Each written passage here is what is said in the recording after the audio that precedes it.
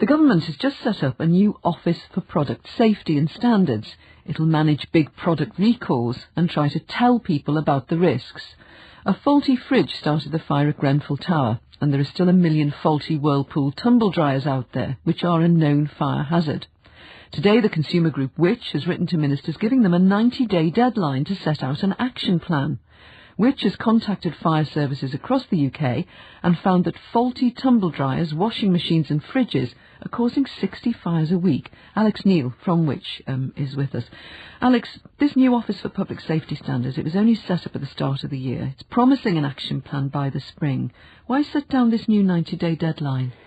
I think for us it's because this office, it's a rebadging at the moment of what already existed before. So I guess for us we're saying we want to understand really whether this office is going to have any teeth and be effective. So we wanted to say we want to see some tangible action here. You should be setting out the scale of the risk and then a plan for getting these dangerous products actually out of our homes. As you mentioned before, there's 1 million tumble dryers that are already we all know they're unsafe, but they're still in everybody's homes. So what is this body actually going to do that was different from the body that already existed? And the body that already existed, it was a register, wasn't it?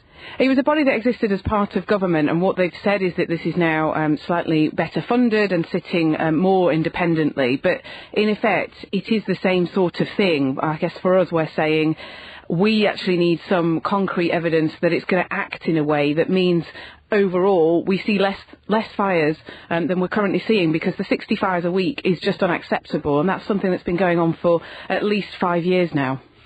It's a deadline you're setting, but do you have any powers to enforce it? It's not a legal deadline. It's one that we are just calling on the government to act within. We think it's a reasonable time frame to set down an action plan. We're not unrealistic in that they could solve this issue within 90 days, but I don't think it's going to be beyond their wit to actually set out a plan. I think most of us in our jobs, if we couldn't do that in 90 days, we'd probably get fired. We've spoken to the government department responsible for this new Office for Public Safety and Standards. They say their top priority is to keep people safe, and they say that the UK already has a tough product safety system compared with other countries. Is that true? I'm pleased to see they say it's a top priority, and that way we expect that they will be coming back to us in 90 days with some concrete actions. I think that there is a significant concern as we leave the EU about whether standards will get worse. I think a comparison with what other people do here is not that relevant, because I would say it doesn't matter what everyone else is doing. 65 a week is 60 too many. In your report, you named the brands involved in the fires. Are the tumble dryers that are already well known to be faulty still causing a lot of fires?